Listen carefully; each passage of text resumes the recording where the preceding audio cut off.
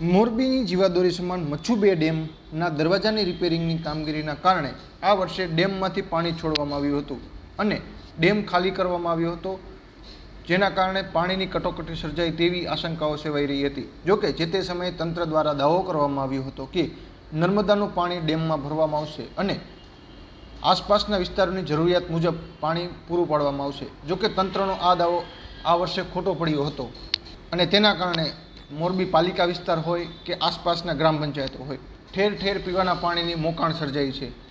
દરરોજ મોટી સંખ્યામાં મહિલાઓ અલગ અલગ જગ્યાએ પાણીની માટે રજૂઆતો કરવામાં જતી હોય છે, ત્યારે આજે ફરી એકવાર રવાપર ગ્રામ પંચાયત વિસ્તારમાં આવેલી પ્રમુખ સોસાયટી ઉમિયાનગર 1, ઉમિયાનગર 2 તેમજ આસપાસની અન્ય સોસાયટીની મહિલાઓ રજૂઆત કરવા માટે ટંકારા પડાદરીના ધારાસભ્ય દુર્લભજી દેથરિયાના કાર્યાલયે પહોંચી હતી અને ત્યાં તેઓએ હોબાળો મચાવ્યો હતો।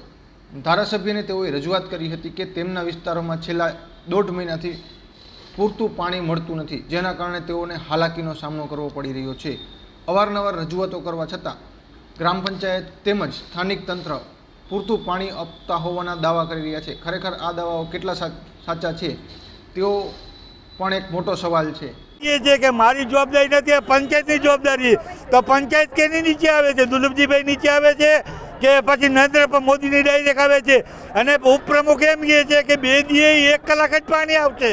દાદાગીરી કે ઉપસરપંચ એમ કહે છે, તો આ એનો પદાધિકારીની જે પ્રજાએ ચૂંટીને મોકલેલા છે એને આ જવાબ સોંપવા પર લાગે છે।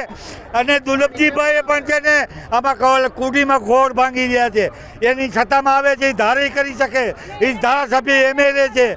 અને આ લોકો હજારો માણસો પાણી વગરના રોજના 5-5 હજારના ટાંકા એના વચ્ચે એના કર્મચારીને બોલાવી તો એ દાદાગીરી કરે, અવાજ નહીં, નાકે આંગળી અડાડે છે અને બધાને ધમકાવી એના ખાલી પાણી સપ્લાયવાળા હમણાં જોયું હતું 10 વાગ્યાનું એક લાઇનમાં આવતું હતું, બધા પાણી આટલું બધું એને આવે, અમારે કેમ નથી આવતું?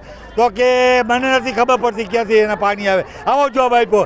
હવે એ પાણી છોડવાને ખબર નથી પડતી કે પાણી ક્યાંથી આવે એ, અને વેરો ભરવો પડશે। પાણી 1 કલાક 1.5 કલાક જ મળશે, તમારે થાય કરી લ્યો। આવું વર્તન ધારાસભ્યથી માંડી પંચાયતની બોડી પણ કરે છે અને પંચાયતથી પાણી ન પહોંચાય તો એને રાજીનામા દઈ દેવા જોઈએ, એને છતાં પર એવાનો અધિકાર નથી। અમારા 22-23 એપાર્ટમેન્ટ છે, 3500ની વસ્તી છે, પાણી વગરના તરફડિયા મારી છે સાહેબ। છોકરાઓને ફી ભરવાના પૈસા નથી ને, એ રોજ 7000ના પૈસા નાખવા પડે। મારું નામ જય, અમે રવાપર ગ્રામ પંચાયતના રહેવાસી છીએ। આજે દુર્લભજીભાઈ દેથરિયાની ઓફિસે અમે પાણીની રજૂઆત કરવા આવેલા હતા। છેલ્લા 1.5 મહિનાથી આ પાણી સાવ આવતું જ નથી। ઘરે 6-6 મહિનાના બાળકો છે, એ હેરાનગતિ, ગરઢાને હેરાનગતિ, નાના મોટા તમામ વ્યક્તિ હેરાન થાય છે। તોય આજે રવાપર પંચાયતના ઉપસરપંચ એ એમ કહે છે કે દિવસમાં 2 કલાક જ પાણી આવશે, તમારાથી થાય એ કરી લ્યો। એ 2 દિવસે એકવાર તંત્ર કોઈ જાતની જવાબદારી લેતું નથી। આજે 1.5 મહિનાથી આ નાના બાળકોથી લઈને ગરઢા 80 વર્ષ સુધીના હેરાન થાય છે। તંત્રનો આ જવાબ વ્યાજબી તદ્દન નથી। મત લેવા ટાણે આ બધાય પૈસા બાપા કરવા આવે, શેરીમાં આવે, પણ આ લોકો અત્યારે સાવ એટલે સાવ બેદરકારીપૂર્વક જવાબ આપ્યો છે અને તમામ જવાબદારી મુક્ત જવાબ આપ્યો છે આ લોકોએ। બસ એ જ દુર્લભજીભાઈ દેથરિયા કોઈ જાતનું પંચાયતને રજૂઆત કરો, પંચાયતને રજૂઆત કરો। મત લેવા પંચાયત નહોતી આવી, મત લેવા તમે આવ્યા હતા।